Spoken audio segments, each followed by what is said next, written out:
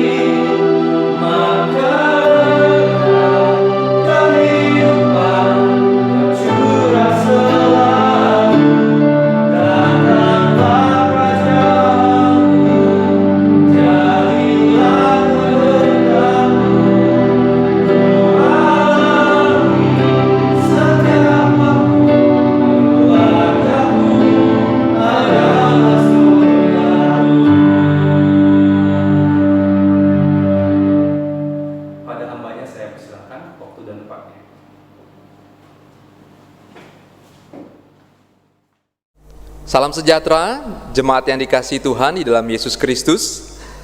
Kita bersyukur pada minggu hari ini kita kembali datang kepada Tuhan beribadah bersama dengan anggota keluarga kita di rumah. Bagaimana kabar saudara dan keluarga saudara? Doa dan harapan saya selalu kita semua di dalam perlindungan Tuhan dan kita selalu bersyukur kepada Tuhan.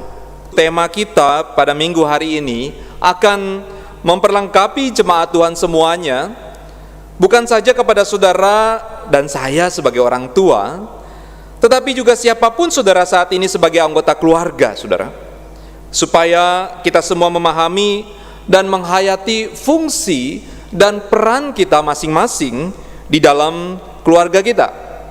Namun sebelum kita merenungkan kebenaran firman Tuhan, saya mengajak kita sekali lagi untuk kita berdoa, minta Tuhan pimpin, persiapkan hati dan pikiran kita kepada Tuhan. Bapa di dalam surga, kami bersyukur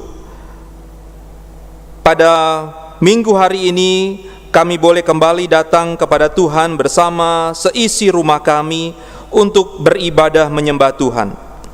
Kami bersyukur ya Tuhan untuk anugerah Tuhan yang besar ini. Kami menyerahkan pemberitaan firman Tuhan sebentar, kiranya hati kami semakin lebih dipersiapkan dan pikiran kami juga lebih lagi dipersiapkan untuk menerima kebenaran firman-Mu. Tuhan, tolong hamba-Mu yang penuh dengan keterbatasan ini, Tuhan pakai menjadi alat kemuliaan bagi nama Tuhan dan juga bagi berkat bagi jemaat Tuhan sekalian. Terima kasih Tuhan, kami siap untuk mendengarkan. Berbicaralah, kami bersyukur di dalam nama Tuhan Yesus, kami berdoa. Amin. Jemaat sekalian, mari kita akan membuka bagian firman Tuhan yang diambil dari kitab Ulangan 6 ayat 4 sampai ayatnya yang ke-13. Kita akan baca bersama-sama di layar, saudara juga bisa melihatnya. Kita akan baca. Demikian firman Tuhan. Dengarlah hai orang Israel, Tuhan itu Allah kita, Tuhan itu Esa. Kasihilah Tuhan Allahmu dengan segenap hatimu dan dengan segenap jiwamu dan dengan segenap kekuatanmu. Apa yang kuperintahkan kepadamu pada hari ini haruslah engkau perhatikan. Haruslah engkau mengajarkannya berulang-ulang kepada anak-anakmu dan membicarakannya apabila engkau duduk di rumahmu, apabila engkau sedang dalam perjalanan, apabila engkau berbaring, dan apabila engkau bangun. Haruslah juga engkau mengikatkannya sebagai tanda pada tanganmu, dan haruslah itu menjadi lambang di dahimu. Dan haruslah engkau menuliskannya pada tiang pintu rumahmu dan pada pintu gerbangmu.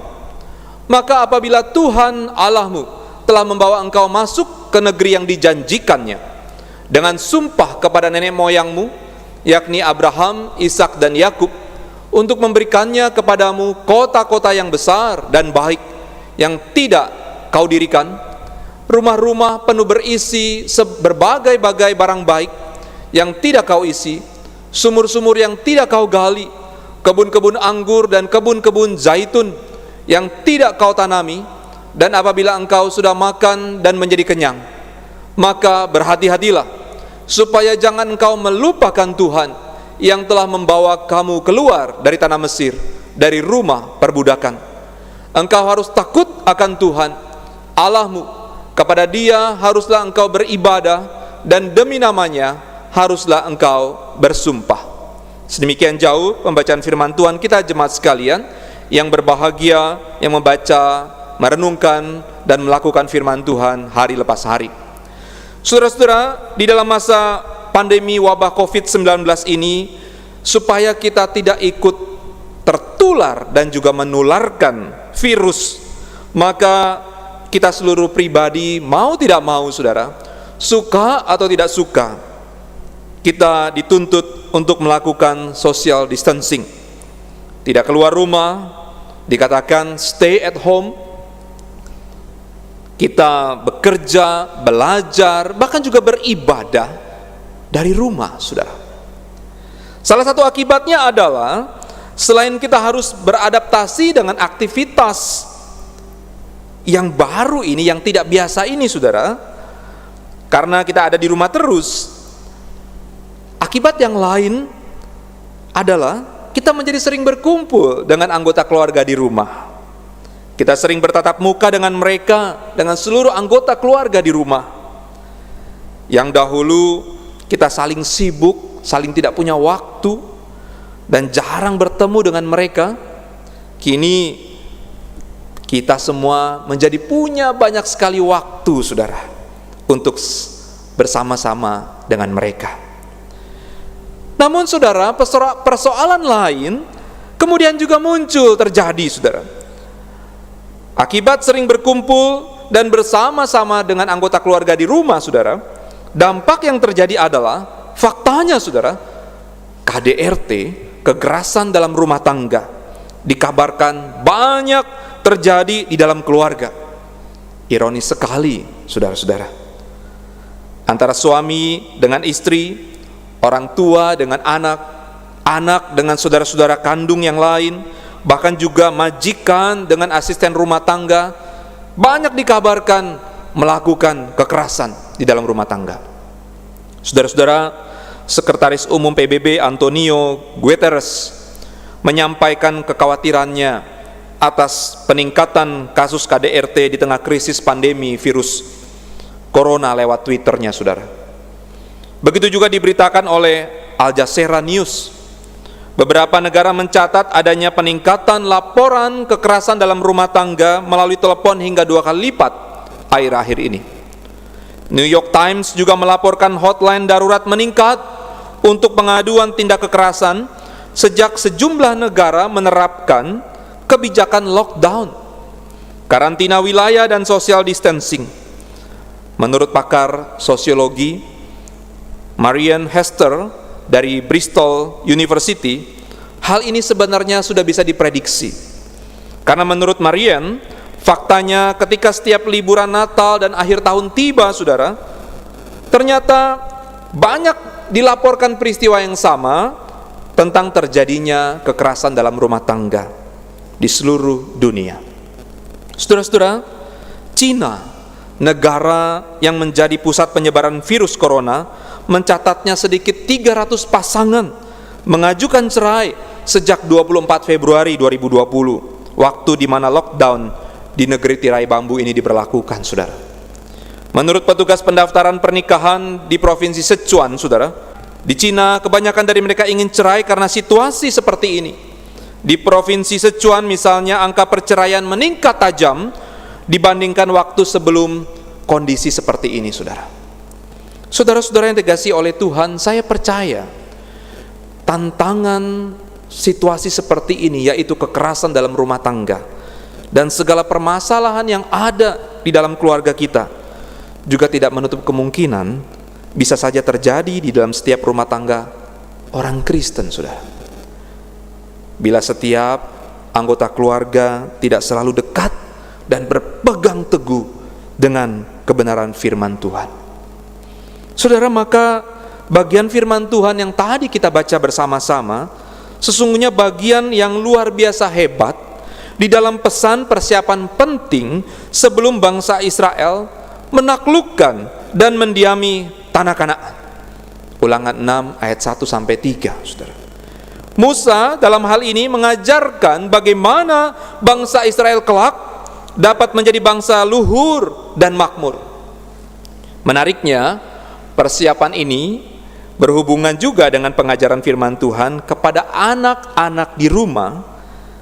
Dengan kata lain, saudara, pembentukan bangsa yang besar itu, saudara, harus dimulai dari dalam rumah yang kecil, saudara.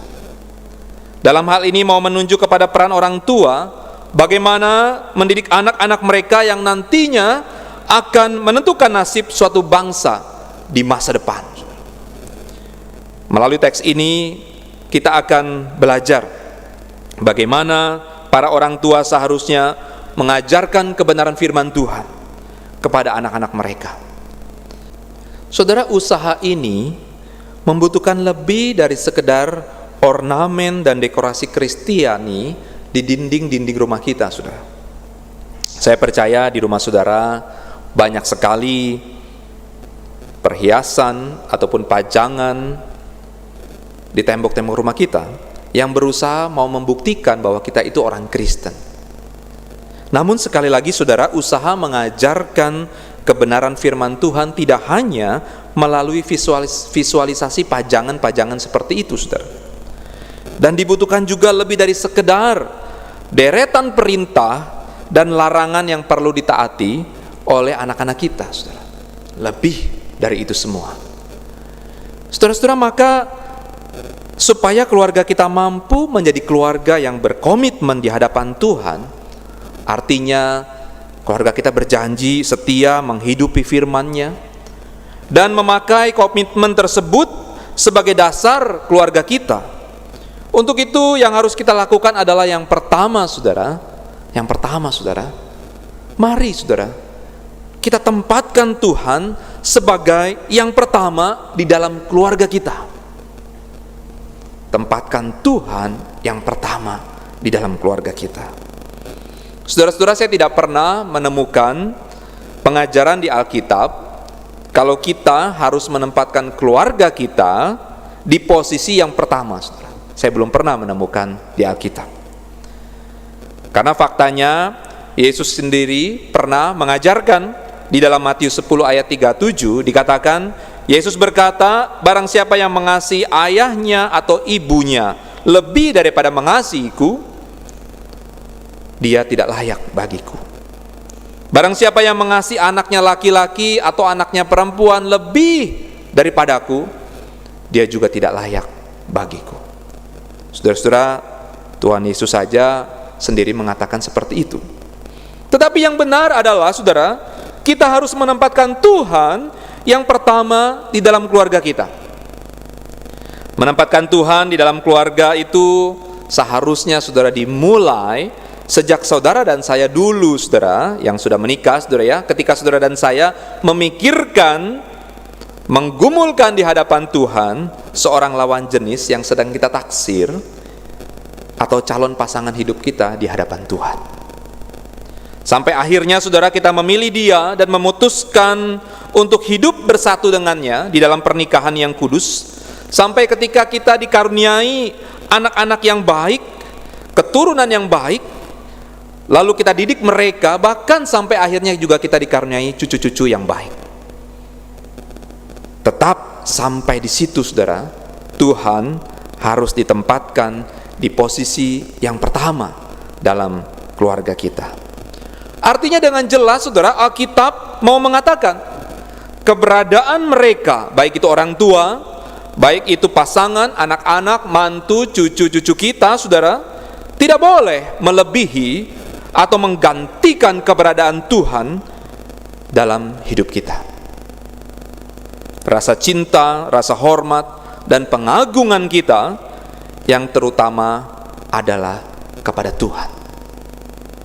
Saudara, zaman ini banyak istilah yang mengatakan ada suami-suami yang takut istri, atau sebaliknya, saudara, ada istri-istri juga yang takut suami. Ada juga yang lebih konyol, saudara, istilah yang mengatakan ada orang tua yang takut sama anak. Konotasi takut di sini tentunya sesuatu yang negatif, ya saudara ya. Seseorang takut kepada anggota keluarga yang lain karena memang orang yang ditakuti itu lebih dominan biasanya, lebih punya power, lebih kaya, lebih punya otoritas, atau mungkin kita juga bisa membela diri, susah dapetnya. Atau bahkan karena kita salah mengaplikasikan rasa sayang kepada mereka, saudara.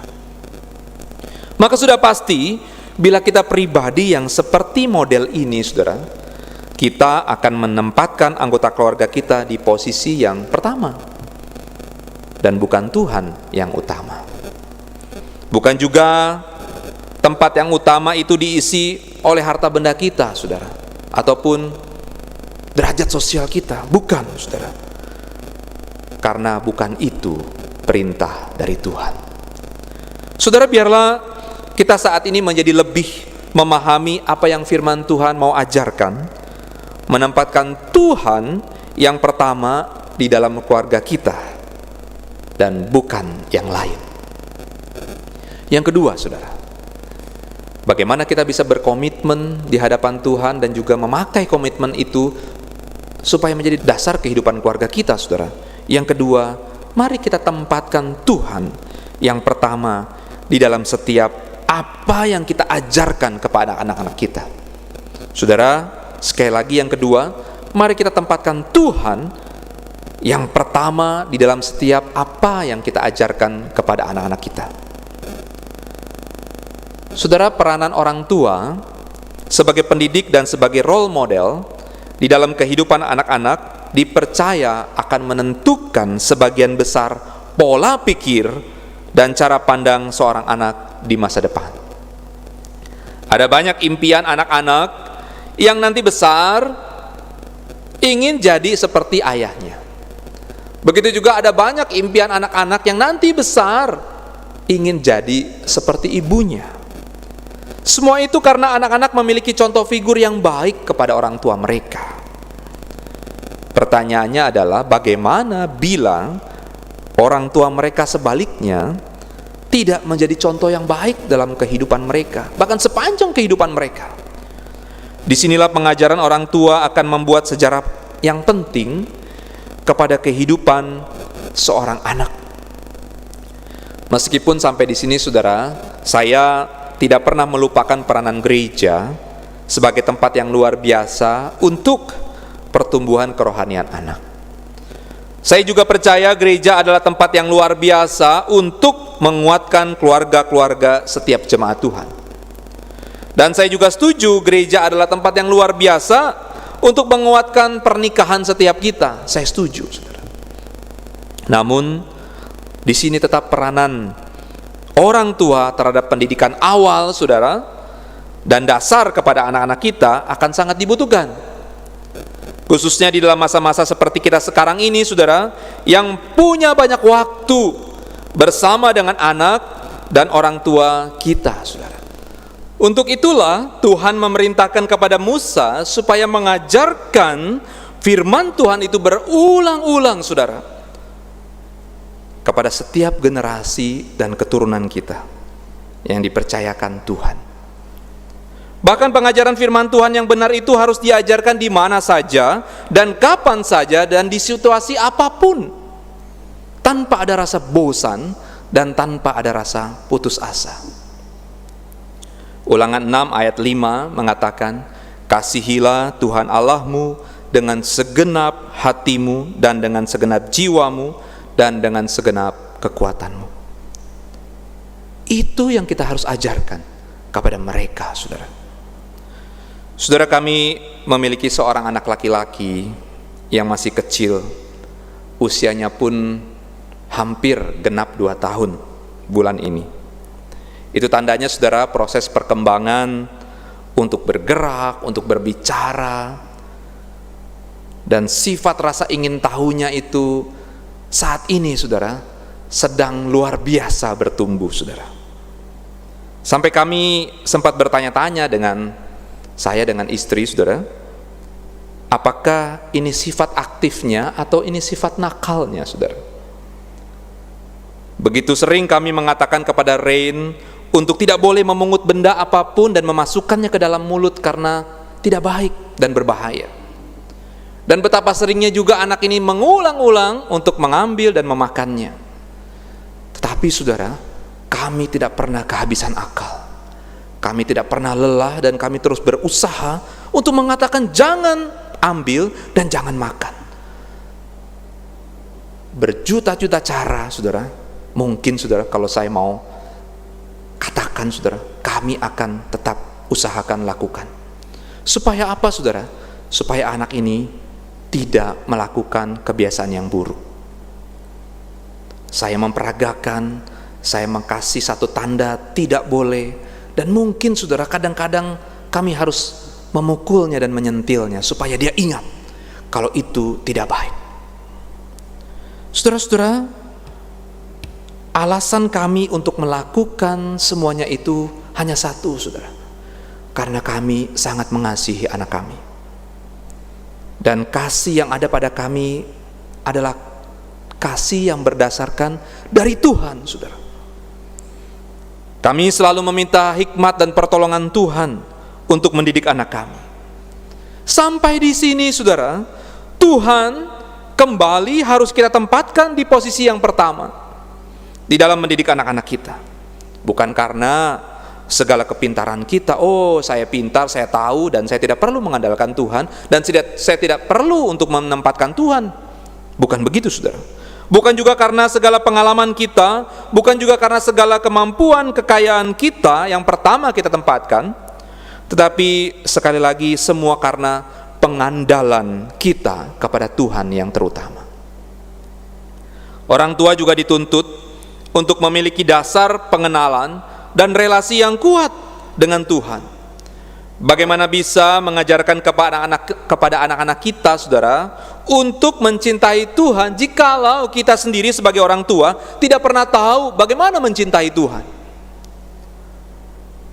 Sekali lagi, saudara, tempatkan Tuhan yang pertama di dalam setiap apapun yang engkau ajarkan kepada anak-anakmu. Yang ketiga, saudara, bagaimana kita bisa berkomitmen setia kepada Tuhan dan memakai komitmen itu menjadi dasar keluarga kita, saudara. Yang ketiga, mari kita tempatkan Tuhan yang pertama di dalam setiap cara hidup kita.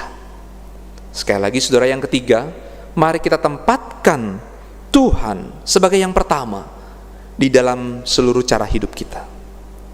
Saudara, pada poin ini sangat jelas bagi kita semua untuk menyadari keberadaan kita di hadapan Tuhan.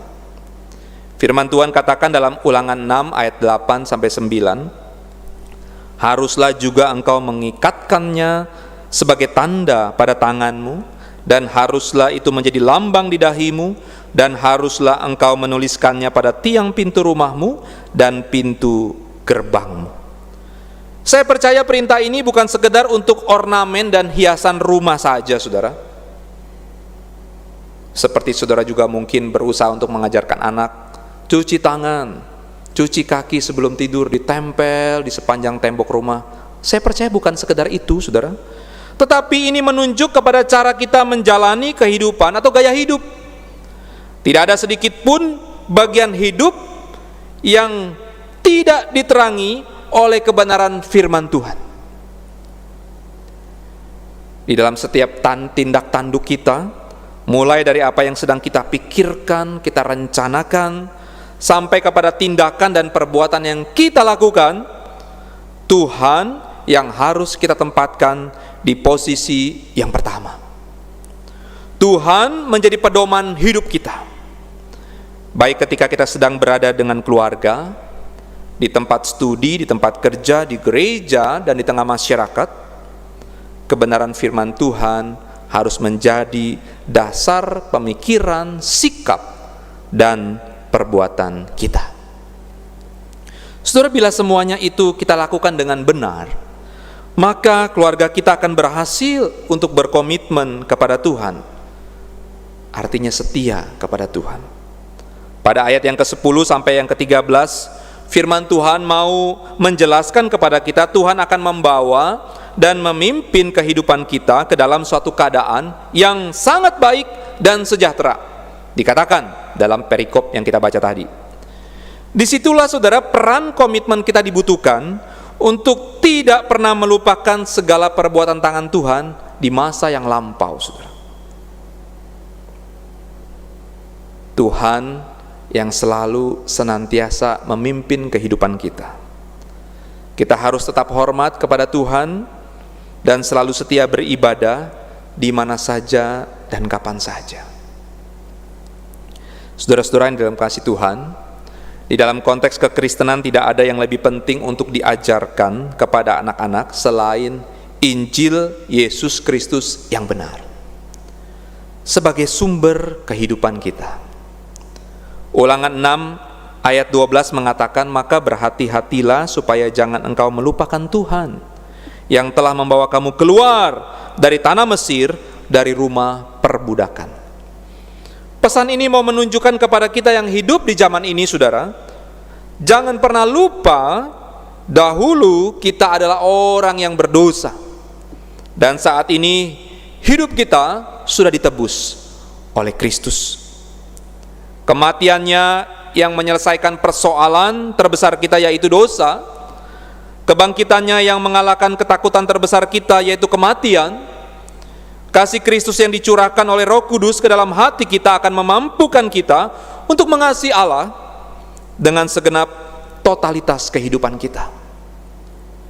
Kasih itu pula yang mendorong kita untuk mendidik anak-anak kita dalam kebenaran firman Tuhan. Tanpa kuasa Roh Kudus melalui Injil, anak-anak tidak akan sanggup untuk mengerti, untuk mengakui dan juga untuk mempercayai kebenaran. Seluruh anggota keluarga sampai di sini harus mengambil peran dan fungsi dengan benar. Saling mengingatkan, saling menasihatkan, saling mengajarkan dan menegur dengan kasih tentunya harus diterapkan di dalam setiap keluarga-keluarga Kristen. Saat ini sudahkah saudara dan saya pernah memberitakan Injil secara pribadi kepada anak-anak kita, bahkan sejak kecil, saudara? Kepada pasangan kita mungkin yang belum percaya, atau kepada seluruh anggota keluarga kita yang belum mengenal Tuhan. Saat ini sudahkah kita mendidik anggota keluarga kita untuk selalu setia mengasihi Tuhan? Bagi jemaat sekalian, sebagian saudara-saudara mungkin berkata, saya sudah tidak ada orang tua, saya hanya single parents. Tidak apa-apa, saudara. Ambil peran saudara, siapapun saudara sebagai anggota keluarga, untuk saling mendidik, saling mengingatkan, dan saling menegur dengan kasih. Dan sudahkah kita hidup sepadan dengan Injil itu? Sudahkah setiap detil kehidupan kita, perbuatan, penilaian, perasaan, dan keputusan dipengaruhi oleh nilai-nilai Injil? Saudara-saudara, kiranya Tuhan menolong kita agar menjadi keluarga yang berkomitmen setia di hadapan Tuhan. Keluarga yang memiliki pondasi yang kuat di dalam kebenaran terang firman Tuhan. Tuhan beserta dengan kita, saudara. Amin. Jemaat sekalian, mari kita tundukkan kepala, kita berdoa. Mari kita mengambil waktu sejenak di hadapan Tuhan. Kita mau bersyukur kepada Tuhan kalau kita sampai pada saat ini yang masih memiliki orang tua. Kita juga bersyukur kepada Tuhan bagi saudara-saudara yang saat ini dikaruniai anak-anak yang baik, bahkan juga mungkin cucu-cucu yang baik. Kita mau berdoa, mengambil waktu di hadapan Tuhan. Kita mau mendoakan mereka semua, bukan saja orang tua, anak, pasangan kita, dan juga bahkan saudara-saudara kita sekandung yang ada di rumah, ataupun seluruh seisi anggota rumah tangga kita. Jikalau di antara mereka ada yang belum mengenal Tuhan, mari kita berdoa. Melalui kebenaran firman Tuhan pada minggu hari ini kita diberikan kemampuan untuk boleh memberitakan kabar baik itu kepada mereka, menginjili mereka, agar mereka juga menerima anugerah keselamatan. Mari kita memakai waktu sejenak untuk berdoa secara hening di hadapan Tuhan.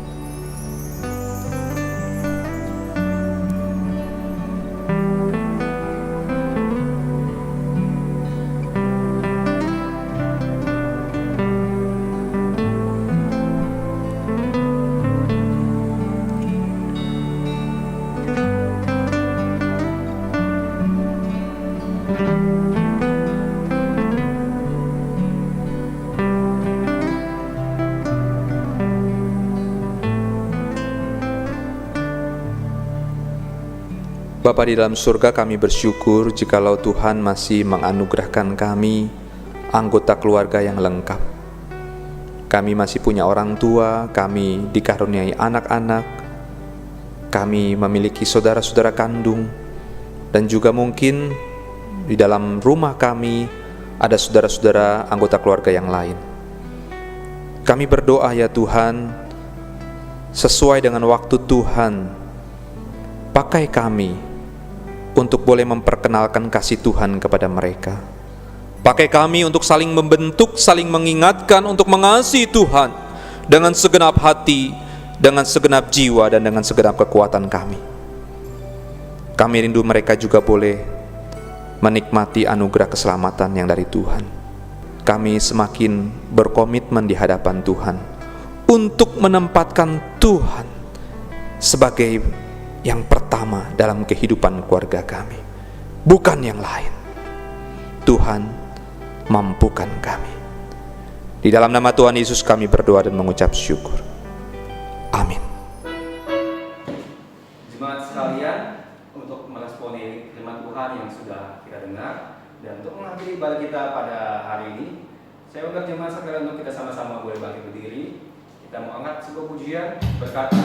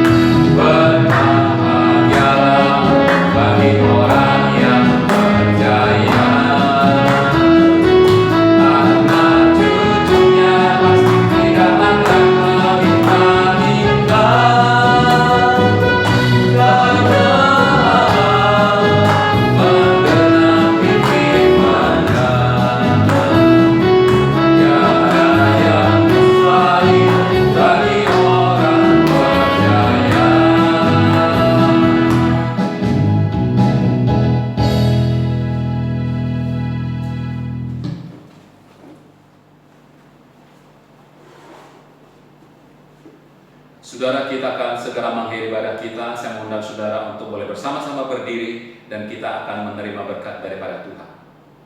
Saudaraku yang terkasih, pergilah, laksanakanlah firman Tuhan yang sudah kita dengar dan terimalah berkat yang daripada Tuhan. Kiranya kasih karunia dari Allah Bapa kita, damai sejahtera di dalam Kristus Yesus, persekutuan, pimpinan, kekuatan serta pertolongan dari Roh Kudus menyertai dan memberkati saudara sekalian dari pagi hari ini lagi sampai Tuhan Yesus datang kali yang kedua, bahkan sampai selama-lamanya. Amin. Silakan duduk. Sebelum saudara bersaat teduh, mari kita tetap memperhatikan slide berikut ini. Tuhan Yesus memberkati kita semua.